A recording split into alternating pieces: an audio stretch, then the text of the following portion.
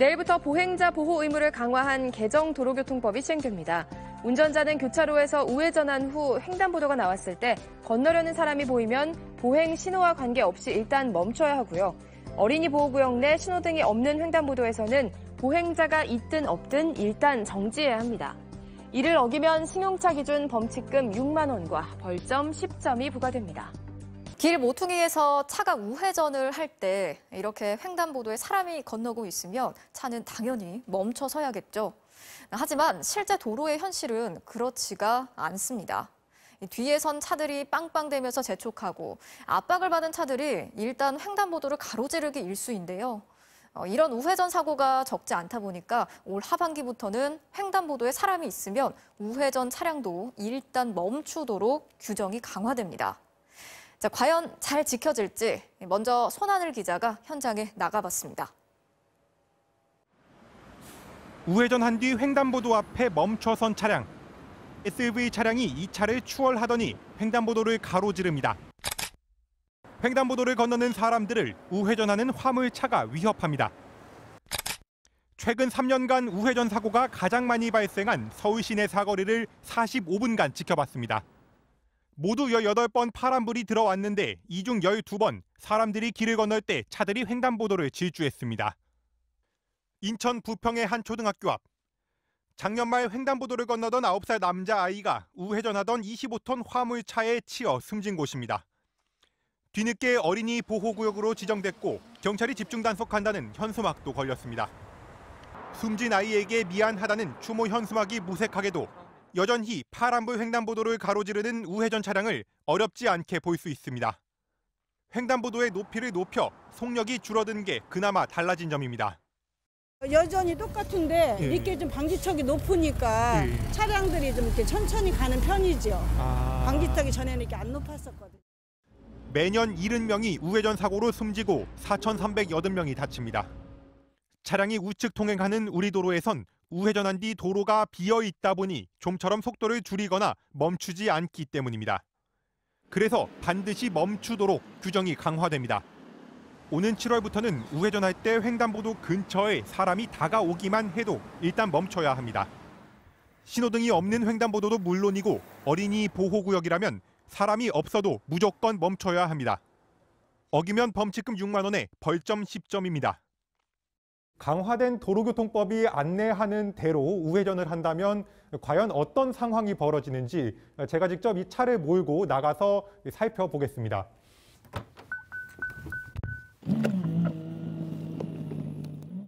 우회전 도중에 켜진 파란불, 횡단보도에 사람들이 건너자 저는 그 앞에 멈췄습니다.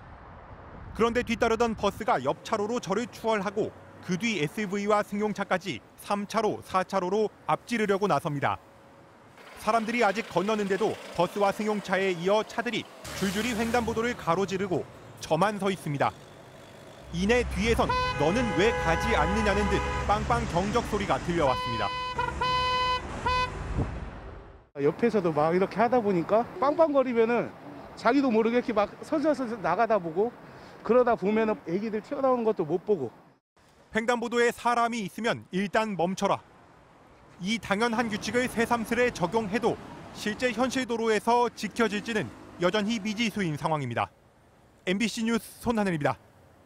경찰과 지방자치단체들은 우회전 신호등 같은 각종 시설을 준비하고 있는데요.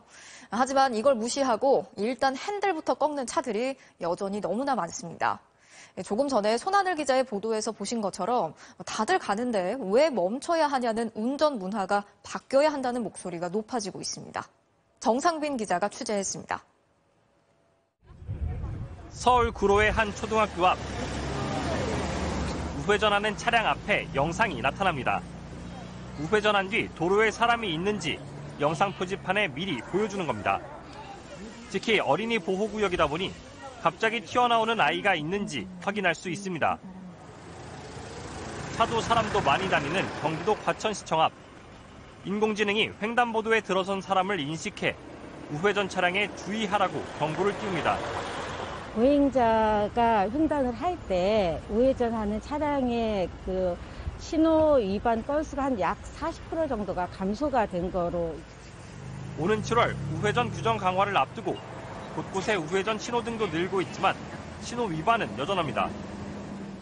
작년 3월 11살 여자아이가 불법 우회전하던 25톤 화물차에 치여 숨진 초등학교 앞. 우회전 차량 전용 신호등이 설치됐습니다. 하지만 불과 15분 사이 대형 화물차 2대가 보행자 신호를 무시하고 또 우회전을 합니다. 아이가 이제 초록불만 보고 건너가는 경우가 있잖아요. 그럴 때 이제 사고가 날 위험들이 있으니까. 역시 우회전 전용 신호등이 설치된 서울 청량리역 삼거리. 보행자들에겐 파란불, 우회전 차량에겐 빨간불이 들어왔지만 무시하고 지나갑니다. 태릉 입구 앞 교차로에선 무려 6대의 차량이 줄줄이 신호를 무시했습니다. 날마다 여기서 사고를 난 거예요. 하루에 10건이고 20건이고. 이 사람들 위반하기 때문에 사고를 내는 거예요. 경찰은 우회전 규정이 강화되면 선진국 최하 수준인 우리나라 보행자 사망률이 개선될 것으로 기대하고 있습니다. 사람이 있나 확실하게 확인하고 건너는 편이니까 여기서 올해 들어서 미리 몸에 배게 만들어야죠. 뭐. 이를 위해 제도 강화와 장비 설치뿐 아니라 우회전할 때는 일단 멈추는 문화가 자리 잡도록 추진해 나갈 계획입니다. MBC 뉴스 정상빈입니다. 도로에서 우회전을 하는 차량에 치여서 길을 건너던 사람이 숨지는 사고가 잇따르고 있죠. 일반 승용차도 위험한데 대형 화물차의 경우에는 오른쪽 사각지대가 2배에 달하는 것으로 나타났습니다. 더 이상의 사고를 막으려면 어떻게 해야 할지 김세영 기자가 취재했습니다. 서울 반포역 근처의 횡단보도. 근처에 공사장이 있어 화물차가 수시로 지나다니지만 신호등조차 없습니다. 지난 14일 여기서 길을 건너던 70대 여성이 우회전하던 화물차에 치여 숨졌습니다. 이 흰천에 이렇게 덮여져 있었고 그 가족분 되시는 분이 계속 여자분 땅바닥 주변에서 막 우셔가지고. 40대 김모 씨는 그렇게 순식간에 어머니를 잃었습니다. 엄마가 뒤를 따랐는데 그게 보이지가 않았는지 엄마가 앞바퀴에 같이 쓸려가지고 머리랑 목 쪽에 다치셔서. 지난해 12월에는 인천의 한 초등학교 앞에서 화물차가 신호를 무시하고 우회전하다 초등학생을 치여 숨지게 했습니다. 사고를 낸 운전자들은 한결같이 보행자를 보지 못했다고 말했습니다. 기자가 직접 대형 화물차 오른쪽 옆에 서봤습니다. 성인 여성 평균 키 정도인데도 운전석에서는 전혀 보이지 않습니다. 사각지대 거리를 측정해봤더니 앞쪽이나 양 옆쪽 모두 대형 화물차가 승용차보다 길었고 특히 오른쪽 사각지대는 2배에 달했습니다. 대형 화물차의 오른쪽 사각지대 거리는 8.3m. 키 140cm인 어린이가 차에서 2.4m 거리 안에 들어가면 운전자의 시야에서 완전히 사라져버립니다.